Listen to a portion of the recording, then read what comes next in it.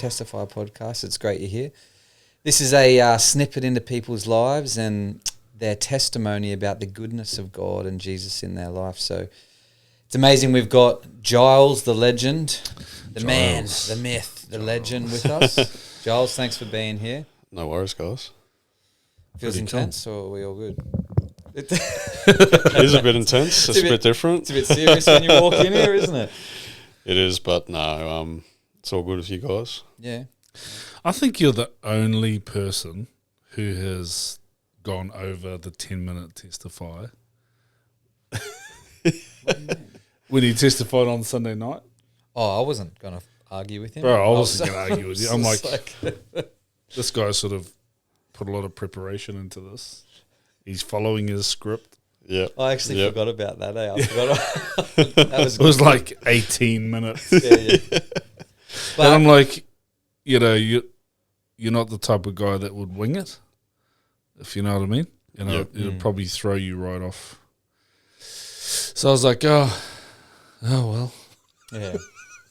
Yeah, I did definitely go over time, but I felt it was important to tell the full story, Yeah, and I could tell that you were deep down that track. Yeah. So... And it's cool because we get to talk more about the full story today. And some people, well, actually, majority of people that watch this won't have actually heard you testify that night. So, that was awesome. Man, kick us off. Full name, where were you born? So, Giles Patrick Garrett. I was born in Rockhampton, Queensland. Let's go. Rocky That's boy. Classified as country boy right yes, that's it. Nice. That's cool. How many siblings you got? I'm actually an only child. Okay. Unfortunately, my mother and father split up when I was about 6. Oh, wow. There was a lot of domestic violence there. Obviously, I was 6. I don't remember a lot. But, from what Mum told me and stuff, it's actually my father's side of the family and his brothers. There's this real aggressiveness from that side, and majority of his brothers have actually their marriages have fell apart over the years. Okay, so there's a bit of like a spiritual stranglehold over my father's side of the family, definitely. So you're in Rocky, 6 years old, living with your mum. Did you move out of Rocky or? We did. Okay. So I was only born there, so I only lived there briefly. Oh, yeah. And then my mother and father actually moved to the Gold Coast. Oh, wow. And we lived in Nerang. And when it all got about 6, they split up. And then I went with my mother and moved to Harvey Bay and lived with my grandma. Wow. Yeah, so I was there for maybe a year or 2. Okay. And then my mum met my stepdad, Lindsay, and we moved out to an even smaller country town called Taroom, and it's about an hour from Roma. Everyone's sort of heard of Roma. Yeah, no, Roma. Yeah. And that's actually where I grew up my my entire childhood. Wow. Yeah, and just a little bit outside in Taroom. Yep. 2 rooms. 1 bedroom flat in 2 rooms. What is there to do there? Not a lot. So Taroom's about 1,000 people. Wow. Very small, tight-knit country town. It's all cattle properties, rodeos, just that small country vibe. Everyone knows everyone. Everyone knows everyone. 1 police officer. 1 police officer. And in the entire school, from grade 1 to 10, it was only about 100 kids. Wow. So there was only about 8 or 9 people in my class. Wow. The entire time. Yeah. That's pretty cool. It is cool, yeah. Depends who's the families are out there, right? Yeah. There'll be big families out there, I imagine. There's a few big families, definitely, yeah. The teachers, good school. Good school. Yeah. Yep. Awesome. very, very typical sporty. You play everything. Yeah. You know, it's a small school. Rugby league, obviously, is very big out there. Did you did you go to church at all? No. No, you've No, never Never. in your childhood or anything. Never. Wow. So even at Taroom, there's probably an Anglican church or a Catholic church or a Methodist type thing. So they would have had in the centre of town one church, probably. Yes, that's correct. Yeah. There was one main church. Yeah. And the public school I went to didn't really have anything to do with that. Okay. I do briefly remember having like a couple of religious classes. Oh, yep. But nothing like going that in depth. So, growing up, did you have concept of God or creation or you know, a bigger power or anything like that? Just existence. No, you just just had existed. fun, live for the moment. Yep. Run it straight, play footy. The bigger power was that big tractor on the farm. I was a town boy, so I lived in the town. But Okay. I'd say 80% of the kids come from cattle properties or some sort of property outside the town. Okay. Yeah. So how many years were you there? I was there from grade 2 to grade 10. Wow. 15 years old. 15 years. Pretty quiet, Sheesh. pretty chilled, nothing out of the ordinary. Nothing out of the ordinary. No. Okay. You could probably drive an excavator when you were 8 years old. Wrangle a beast down to the ground. Yeah. It was, we had a river that sort of runs through the town, and my weekends were just swimming in the river. Wow. There was actually a new bridge that was now the highway, and an old bridge that was decommissioned, and we actually used to jump off the old bridge into the river and fish off it, and that was what we done on weekends. What a great Good upbringing. existence, eh? Yeah. Yeah. Like, Yeah. for real, that's pretty cool. Pretty cool. Yeah. So then year 10, what happened? So, finished year 10, and then there's no year 11 or 12. So I went to Harvey Bay and lived with my grandma and granddad, and I completed year 11. And then I still had my eyes on the military. So once I turned 17, I was going to join. You always had that desire. Always had an interest and a desire Wow. in the army, yeah. What about it? What just something grabbed you? Just like, you know, that the unknown, or like it was sort of my way of getting out of the town as well. Okay. Like, you know, a small country town, once you finish year 10, okay, now you're going to be a chippy, you're going to be an electrician, or you're going to go to the farm and you're going to work. But that was kind of my my avenue of getting out of the town as well. And as you know, just a sense of, you know, being part of a team, Nice. exploring the world. That's what enticed me. Nice. Yeah. So 17, you already knew that. You're like, checked out. I'm enrolling.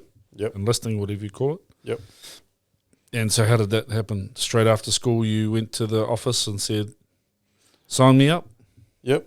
Actually, it's 16 and a half. You go through all the testing and stuff. Yeah. Oh, okay. So there's a bit of a lead up, Okay. about 6 months. And yeah, I passed everything.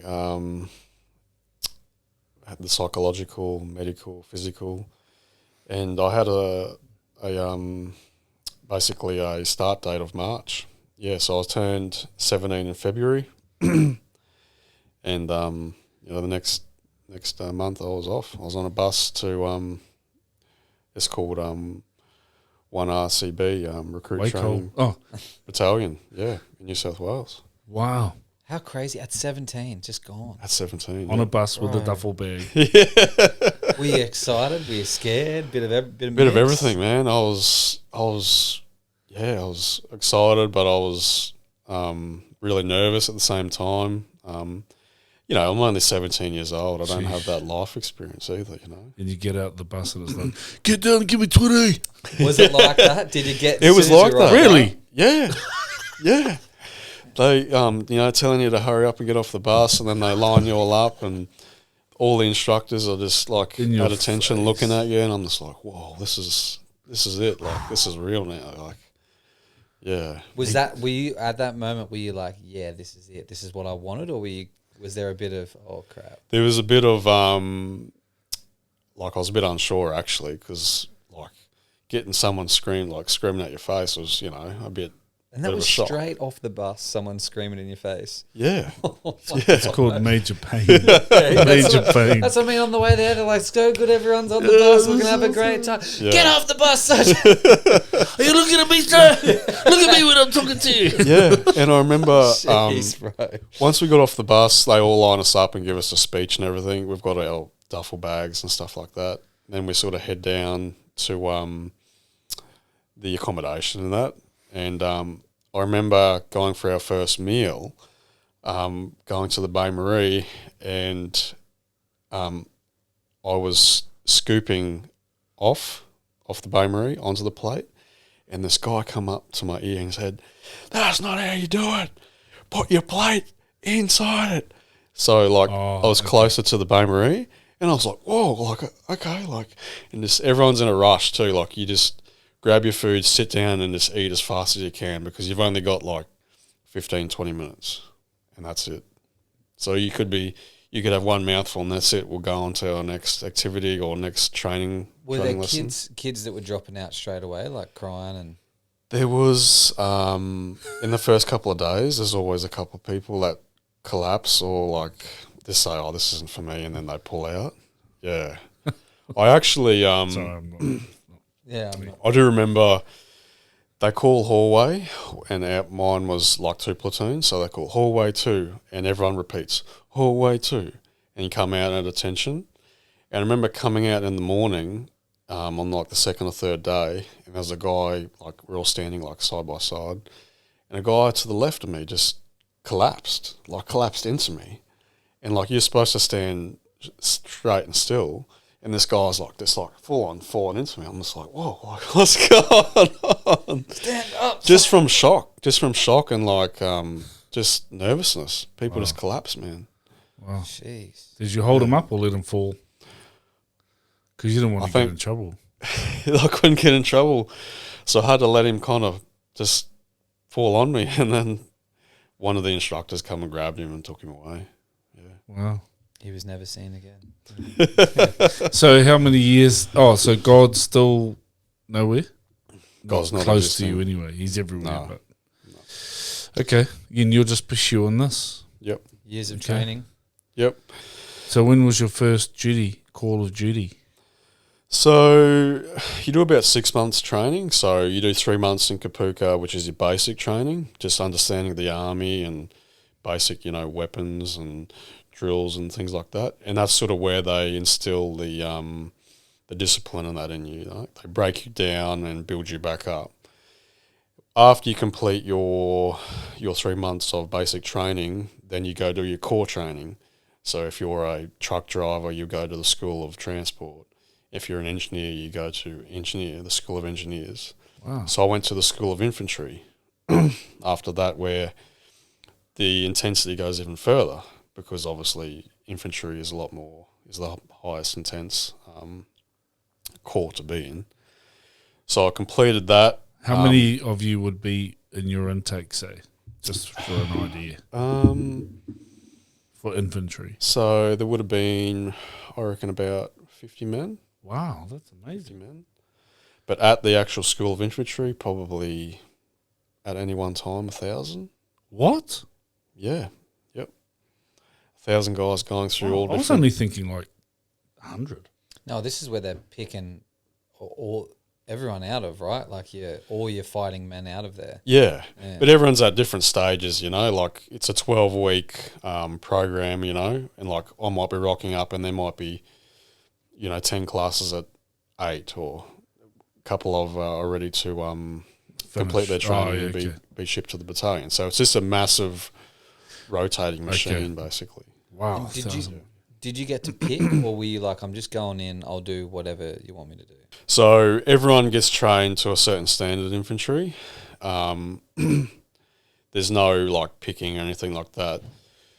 The only thing is when you finish, that's when they give you your deployment. So some guys are going to Brisbane, some are going to Adelaide, and I got chose to go to Darwin. So Darwin, yep. And is that when? So you did that training, and then it's like Darwin, and you're going to be a gunner, or imagine like you get whatever. that slip of paper. Wow. Someone gets Brisbane, someone gets Perth. Yeah. Darwin. I would have been pumped. Were you excited? Yeah, I was excited. It was like, yeah, let's go Darwin. He's obviously never been to Darwin. It would have been great to stay in Brisbane, but you don't have a choice. The army own you. You know, you do as you're told. Then They're literally it. They own you. You sign that. Yeah. Yep. Is that the understanding? You're like, well, I'm owned for the next 4 years, 5 years. Yep, that's Wow. exactly it. Yep. Wow. Yep. All right, so off to Darwin, and then what at Darwin? Did they have chaplains in the army? There is, yes. Okay. Did you talk to any of them in that? Actually, through basic training, on Sundays you're allowed to go to. They get time to go to church, or go to chapel, and I actually use that time to go up and just get away from the instructors and that, just to have a break and reset. I'm religious because they're not around at that time. I'm religious, sir. Yeah, they have like all the churches and that you can go to. Oh, cool. All your different Okay. disciplines and that. But that was one thing I actually do remember now. Yeah, you got like an hour or so to go and do that, and then come back. So you used to go and just breathe. Just breathe, and they had like a bit of a snack bar up there. So we used to go and have a cheeky chocolate and then come back down. He's a good pastor, that guy. He knows how to get the crowd, mate. Yeah, Oh, that's cool. Wow. yeah. But back to Darwin. So Darwin it's the tip of Australia. It's the closest to Asia. So it's a brigade up there. So you got the first armoured. You've got cavalry. You've got 2 infantry battalions up there. How many in a battalion? About 1,000. Oh, About wow. 1,000 guys. So you got 2 battalions up there. You got 2 2,000 infantry battalions. All up, I'd say about 4,000 or 5,000 in the servicemen. army. Yeah. Up and down. Yep. Probably a lot more. But then you've these also days. got Navy. There's a massive Navy contingent up there. You've got Air Force. So Darwin, because it's close to Asia, this brigade had to be on standby 24/7 basically. And Sorry, what's a brigade?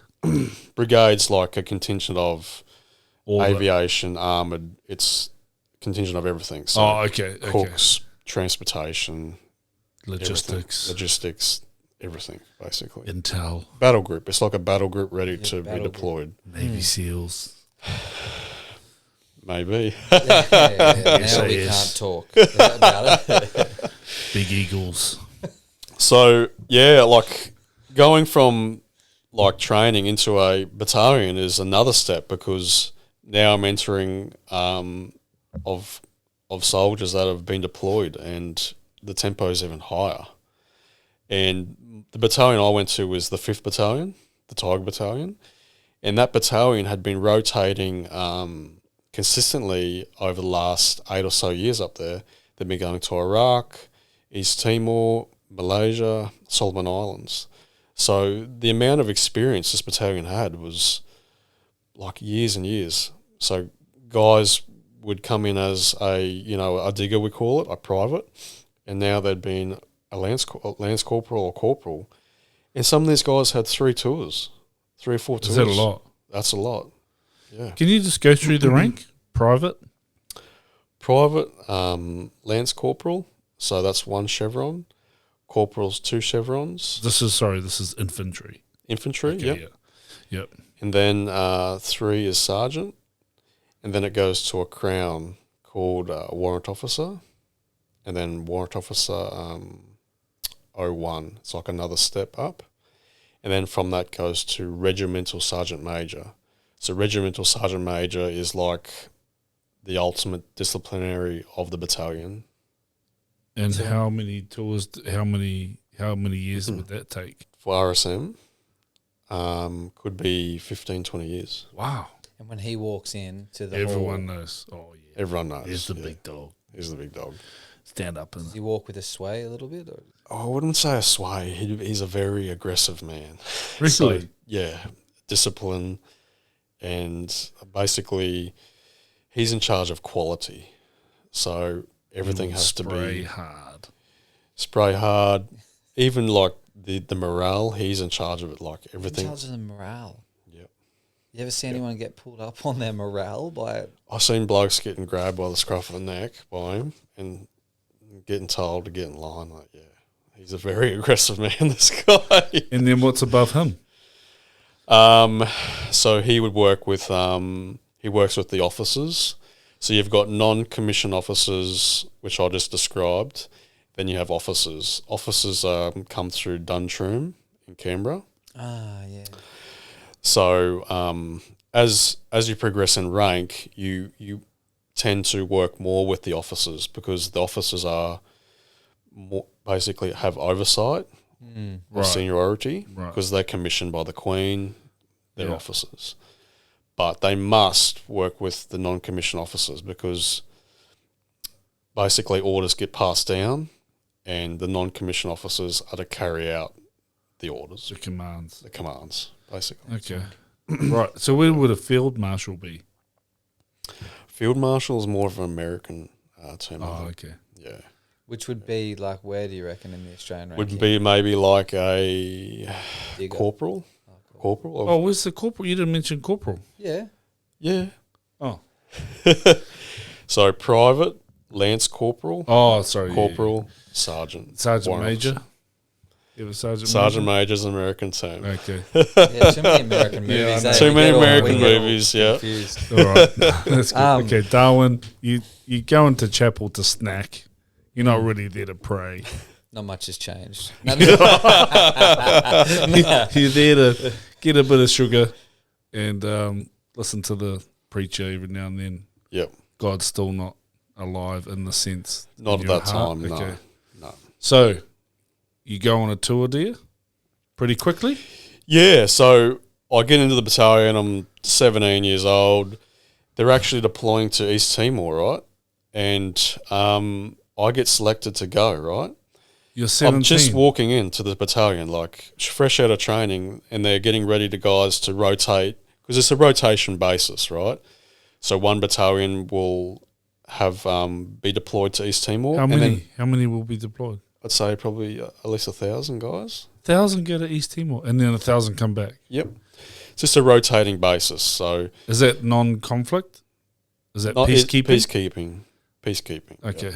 Yep. Non-conflict, but more of like to work with the local army and like I think the United Nations are quite heavily involved over there still. Yeah. Anyway. Wow. I'm 17, so I can't go. So I actually miss out on that trip. Okay. But another trip comes up called RCB, which is this is more of a training relationship we have with Malaysia. So we send 100 guys over every 3 months on a rotating basis. And that just keeps happening constantly. So I get chosen to go on this this tour to Malaysia and Singapore, and it's just to conduct, urban training, more jungle warfare, and they have different ranges and stuff over there as well. So it's hard to explain, but over there it's a bit more relaxed, where the ranges in Australia are very it has to be run very properly. This is the shooting range? Shooting ranges. But over in Malaysia, you can basically create your own scenarios, like walking through the bush and targets are popping up out of trees and you're firing and things like that. Wow. So I went there for 3 months. What are you doing at the base when you're not on the tour? What are you doing? Just duties, training? Just training. So you're always doing PT in the morning. You come back from mess, or mess is called like Food. breakfast food. Yeah. You'll do lessons. You could be getting weapons out, cleaning weapons. The battalion I was posted to, we had armoured personnel carriers. They operated out of armoured personnel carriers. APCs. APCs. So you ever seen those vehicles with the ramp that falls down the back? Yeah. So we always maintained and worked on those vehicles as well. Okay. Were you doing a trade at the time as well? No. Okay. No trade. You get deployed to Malaysia for the 3 months then? For 3 months. And that's non-conflict though? Non-conflict. Yeah. Just training. We're working with Scenario. Malaysian Army and the Singaporean Army. They've got like entire towns set up for urban training over there. Like it's just unreal. It's more of a relationship we maintain over there with those countries. Yeah. There is a Air Force base they have there that we stay on, but I didn't get to see what secret stuff goes on there. So was that classified as a tour or just training? No, it's just a training. East Timor's a tour? East Timor's a tour, yes. Did you do East Timor after that? No. Okay. No. So when I was in Malaysia, we started getting notified that our battalion has also been picked to rotate out of Afghanistan next. Wow. So when we were in Malaysia, they actually started selecting, we're getting the sections together or platoons ready to come back, because when we come back, it's going to be 6 months of intense training, just non-stop, preparing us for Afghanistan, because it'd been locked in. Our battalion is to deploy and rotate out. At the time was 6 RER, so it was the Brisbane Battalion. Right. Was currently in Afghanistan. Finished me training trip in Malaysia, come back, and it was just non-stop 6 months of just training scenarios. They flew us to Townsville, where like basically we're going into mock villages. Everything like it was rehearsed. We had people playing enemy, people playing civilians. What were you using like as your weapons when you're doing the training? So the Australian Army uses a variety of weapons, and every soldier's trained on all the weapons in the section. So in an infantry section, you have an F88 Steyr, which is just a normal rifle. Then you have an F88 Steyr with a grenade launcher underneath. So 2 guys carry that. 2 machine guns. I carried the machine gun because I didn't really like the rifle. Beast,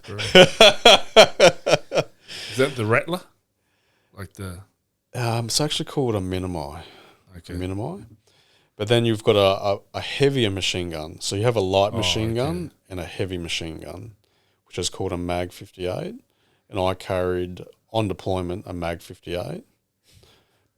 Kind of swapped in between, depending on what was occurring and what the objective was.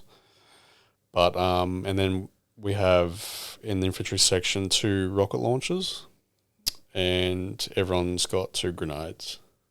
And so, but when you were doing the training, how are they preparing for that? Are you using paintballs? Are you using... So a bit of blanks. Oh, yeah, cool. Blanks, okay. And then we had like these things you put on and basically... Like laser sort like a laser sort of scenario type training. Okay. Yeah. So 6 months of hectic training and then you're gone. Afghanistan. Yeah. 18 years old. 18 years old, yeah. Man, what was that? Did they fly you over on one of those massive things? You're not going on commercial airlines, are you? So we actually flew on a massive military commercial plane. We fly to Abu Dhabi first. And in Abu Dhabi, outside of it's an airbase called Al Minhad, where the entire coalition have, like, there's Americans, there's British, there's Dutch, there's Romanians, there's everyone there. And you fly in there and you do another week of more intense training. But this is where you get assigned your weapons, you start getting your live ammunition, your body armour. This is when you start getting your kit ready in Al Minhad. Were you getting scared there or getting pumped? We were pumped, man. We were pumped because, we've just been training for basically, 6 months straight. Over that 6 months straight is where you make and break people as well. Like a lot of guys break because it's too much stress. The physicality of all the training, it just breaks you down. And some guys don't make it. Some guys don't get selected. It's just the way it is. So you're there. What's the reputation of the Australian Army when you with all the others? Oh, in Abu Dhabi, outside of Abu Dhabi. Outside of Abu Dhabi? Like when you landed at that base there and you started doing your week's training before you... Well, you still concluded like to the Australians, basically. Oh, okay. You're not mixing with the other countries yet. Yeah. They are there, but they're conducting like more of logistics because I'm pretty sure a lot of logistics that get flown there get flown to Afghanistan as well. Oh, yeah. Yeah, we flew in Afghanistan on a Hercules, had all our kit on, weapons. Wow. And, yeah, we flew into Tarankout, it's called, which is another major base in the Uruzgan province. This is conflict time, right? This is conflict time, yep. So we fly in, get into this main base. And I remember to this day, it was like a massive flight. It's like 18 hours or something ridiculous like that. I remember jumping off the plane and like just doing a 360 and looking around. I could see snow-capped mountains. Like the environment was nothing I'd ever seen before. Like it was just surreal. Like anyway, we get into this main base called Tarankout, and we do another week of training, more intense. But then we start getting intelligence briefs and we start getting more of what's happening on the ground. And then in about a week's time, we come down to an airfield of as a section or we're starting to get divided now. Everyone's getting divided up into companies. Basically, a military battalion has 3 companies, Bravo, Charlie and Delta. And each company is to secure each valley. So there's about 3 valleys in that area. And I got selected to go to the Mirabad Valley. And Bravo Company was going to look after that. And the way they do it is every 5 kilometres there's a patrol base going up the valley. Just to spread out and have that control of area of operations, basically. And I was going to the furthest valley away called Patrol Base Wali. So it's the furthest away and the most intense because it's away from... And you're 18 years old. I'm 18 years old. Moly. Yep. And I remember coming down, we've got all our kit. We've got bags, ammunition, there's rocket launchers everywhere. Everyone's in full kit. And how long is this tour going to be? How long? About a year. 1 year? 1 year, yep. Did you know that at the time? We're locking in for a year? Or was it like we might be 6 months or it's your knowns? You don't know exactly. You're guessing for roughly 8 to 10 months. Holy moly. Yeah. I thought it would be like one of those 3-month rotations. No. 3-month rotation is more special forces. Oh, okay. Because they're so intense in the intensity of their deployments. But so this is not really that intense. Wow. Well, they're just not special. They don't have the specials, so they have to stay longer. The special forces boys are a bit more special. They spend a bit of time in Hawaii and then they come back. Wow, 18 years old for a year. Yep. Pushed out to the furthest base. And I remember, going down Chinooks. One Chinook comes in, lands, and we all just run onto the helicopter, all pile in, everyone's shoulder to shoulder. How many of you? Probably about maybe 30 or 40 blokes. Big Chinook. Yeah. And not just blokes, there's like this is like, this is our... It's a camping trip. Camping, everything. There's duffel bags, there's extra rocket launchers, there's weapons, there's ammunition tins everywhere. It's just packed, jam-packed. And we're all tied it in and the helicopter takes off and we start flying across these valleys.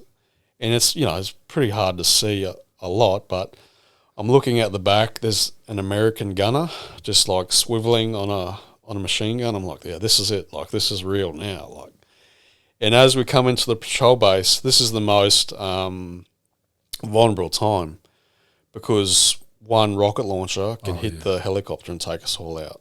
So we're flying in. We're circling the patrol base. Everyone knows there's a chopper coming in, so everyone starts getting vehicles out, like facing out, ready for maybe an attack because they can hear, like as soon as the chopper takes off from the main base, the enemy know that they could be coming out in that direction, basically. So you're like, I don't know why I'm saying this, but you've dealt with all this trauma and stress of this, like, hey. What do you mean dealt with? Well,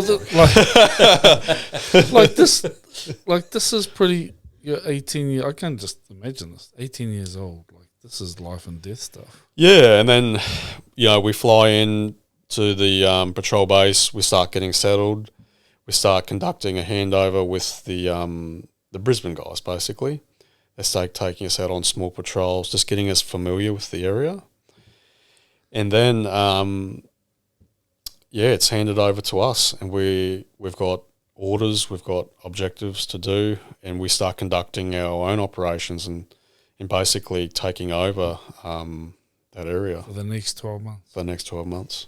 When was the first? And I could sit and talk about war all day. Wow. We probably need to get to the end of catch up a bit to where we're at now. But when was the first time you were taken live rounds or you were shooting at enemy? What did that look like? Yeah, so it was on my second patrol out. We were crossing across like a paddock basically, and everyone's in a certain formation. And for this formation, I was at the rear because I had a machine gun just in case we got attacked from the rear. Were you on the big one or the mini one? No, I was on the mini one at that time.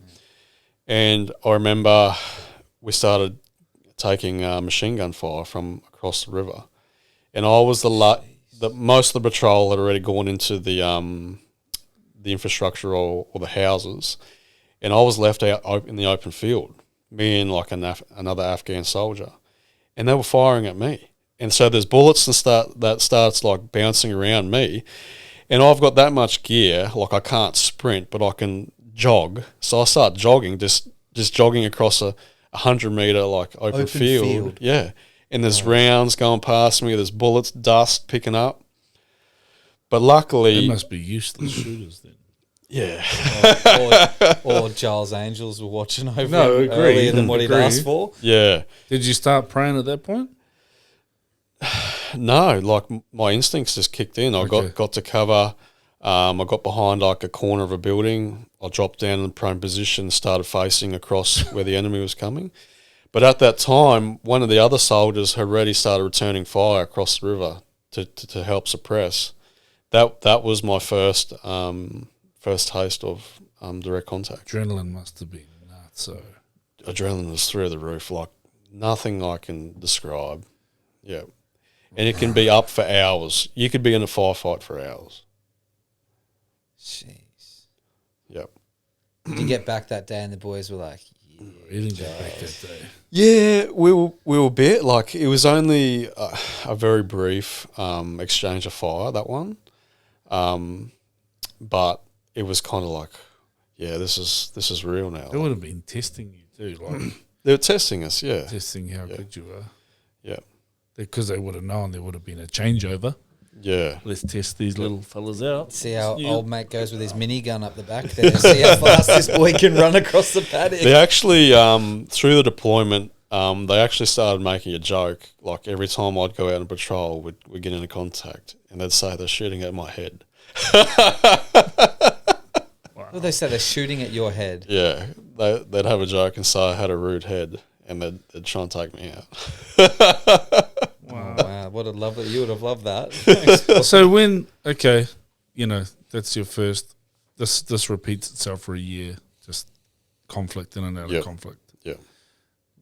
Where's the point where you're like, God help me, or is there more to life, or is God here, or when did that actually spark off? Was it actually out of the army, or? It was out of the army. Really? Yeah.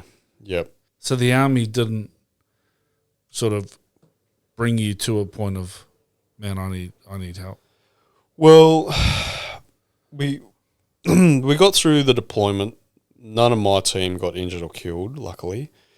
We did lose. I was there when Sapper Jamie Larkin was shot, but he wasn't part of our section. But my section, basically, we all made it through unscathed. Everyone was alive. Praise God. What happens is when you finish your deployment, you go to Abu Dhabi, and you basically clean all your equipment and you hand it back to customs because it's coming back into Australia. But you basically sit there for a week and do nothing, just to lower the tempo. Because what actually happened to me or to everyone while they're on deployment, you're in an environment where every day of every second of every day is survival. That's all you think about is survival. And your brain starts to change. It basically, you turn into an animal. You turn into an animal. Like a wolf in the forest. And you are that wound up all the time. Not only do you have the external threat outside the base, we had infiltration of enemy inside the base through the Afghan National Army as well. Oh, that actually was happening. Yeah, that was happening. So, like, even on base, it's all safe. We've got towers, we've got vehicles providing overwatch and stuff. But I always carried a 9mm or had a weapon system on me everywhere I went. Really? No matter what. Yep. And was that encouraged by... Yeah. If someone seen me without a weapon, they'd be like, "Where's your weapon?" Like, you should be with your weapon at all times. Like, oh, jeez. Yeah. So you have a week just to defrag. But you have a week, probably not long enough. But because because I was over there for a year and on patrol, you're just looking and scanning for the enemy or atmospherics or just waiting for something to happen. My brain changed. It was completely different. So when I actually came back to Australia, I was still scanning. I was still looking. Really? Yeah. But yeah, how did it feel? Because you didn't have your weapons, you didn't have anything. So I didn't like the obviously the threat and everything dropped down, and I started to calm, come back to normality. Yeah. But my eyes were still scanning. I was still scanning, looking like this for months. So then, did you go on another tour? No. I came back and I'd been in the army about 3.5 years. So I had to do a minimum of 4 years. So came back, done a debrief and everything. But what actually happened was my team all basically discharged and everyone sort of got posted out to different battalions. We never sat down and talked about things or what actually happened. Really? Yeah. Yep. After 1 year together?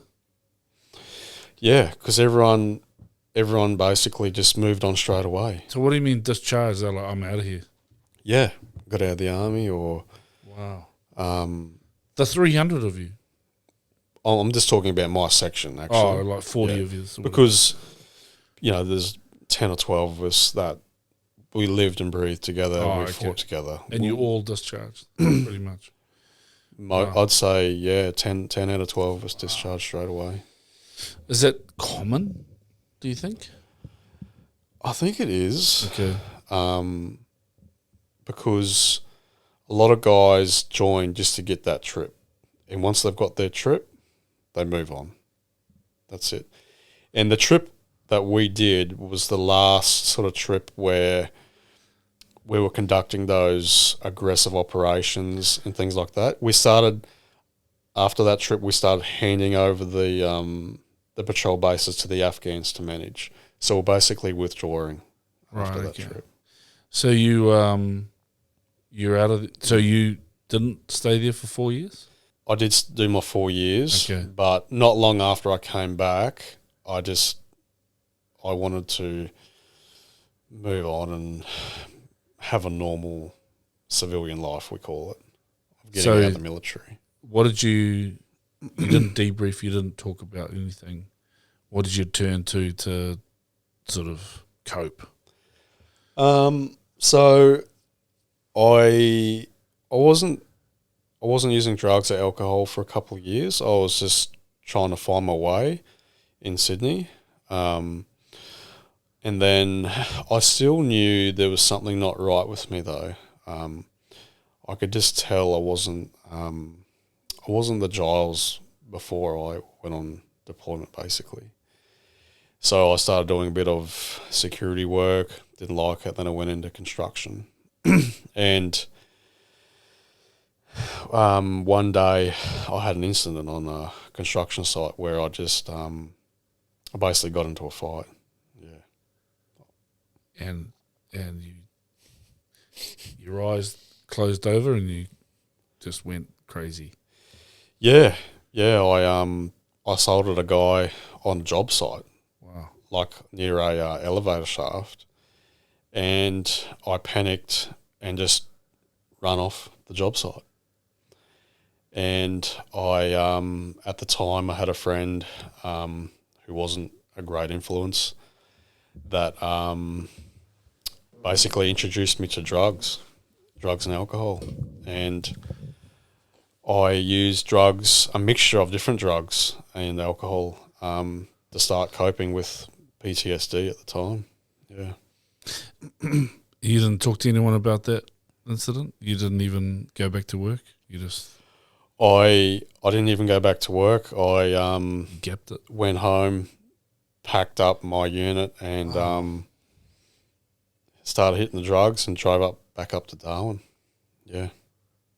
Darwin? Where all the army people are that you left? Yep. Wow. Yep, that's right. Yep. What'd you do in Darwin? Just get on it. I got on it.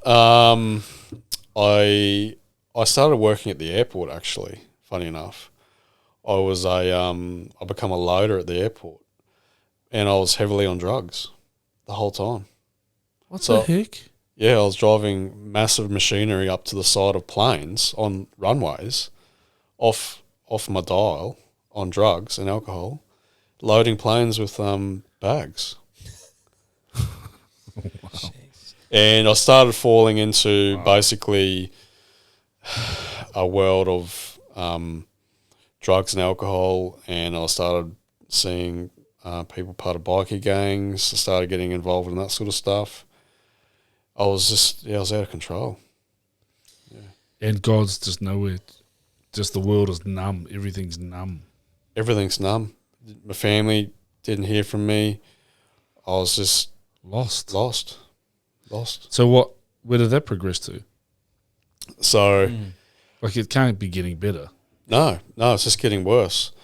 Where I was using drugs on such a regular basis, I was awake for days on a time. What the heck? Yeah, wild. Yeah, and I was selling drugs to survive. I was using copious amounts of drugs. Like, I was basically addicted to drugs. And there's no good influence in your life. So there's no help. There's Nothing. This is you. You're just This drowning yourself in. Yep. And it all come to a head one night where I ended up pulling an armed rifle on a couple of people, and this is how lost I was. A couple of people owed me money for drugs, and I pulled a loaded firearm on them. And after the incident, I went home and went to sleep or passed out. That's how lost I was. Like, that's how far gone I was. So you didn't shoot them. You just I just threatened them. Wow, that's freaky. And one night, after that incident, I woke up and there was spotlights and stuff coming through the house. And I was like, that's a bit weird. What's going on? And I walk out into the kitchen and I look outside and I can see armoured vehicles around the house with tactical response group, police officers with laser dot sights coming through the window. And they know who you are though, right? They know who I am, yeah. So they know you're ex-military. inventory. He's pulled a loaded firearm. Yep. This is serious. Yeah. Yep. He could be trying to take us all on here. Yeah, or he could be going out in a blaze of glory, like, you know, I could be having a shootout with the police. I'm pretty sure that's what they were thinking. Which is fair enough, right? Yeah. So then, did you walk out the front door and I did. I walked out, arms up, arms up, bro? That's like a movie. in a movie with a pair of boxes on. I think I had walking backwards slowly. I could see red dot sights on me from the police. They were on the microphone telling you what to do. They're on the microphone telling me to come out, and then as soon as I got it close, they just jumped on me, cuffed me. They had a German Shepherd, Sliver, like barking at my head on the ground. They were aggressive with me, and they arrested me and took me to prison. Pause. We're going to pause right here, and then in 2 weeks, or the next available one, we're going to get you back for part 2, because we've got jail, Jesus, married, family. Yep. Jail, Jesus, and Jonah. Jail, Jesus, Janji, Jonah. Janji, Jangelica. Jangelica. Yeah, man. I think that's awesome. I think we got some good snips out of that. I just don't want to rush all the goodness. Bro, this is pretty deep, man. Really deep. Pretty deep. This is pretty. You've been down on the gutter, bro. This is just the beginning of the story, really. Yeah. Yeah. Man, it's so But the good thing is there is redemption. Yeah. You've experienced redemption, bro. Hope. I have. Redemption, like from absolute, bro. This is like your life is not going great. What hope is there? And you're here telling your story. I'm just like, this is really, God is so gracious, so kind, bro. So good. I'm looking forward to Part 2. part 2. Is that all right? Yeah, You yeah. just cut that's us in. fine. Yeah. That's awesome. No worries. Well, pause. There's going to be a nice little clip at the end of this for the future. But thanks for coming in today. We're not even going to have this. Thanks for coming in today. It's going to be a pause. Stick around for episode 2 coming soon.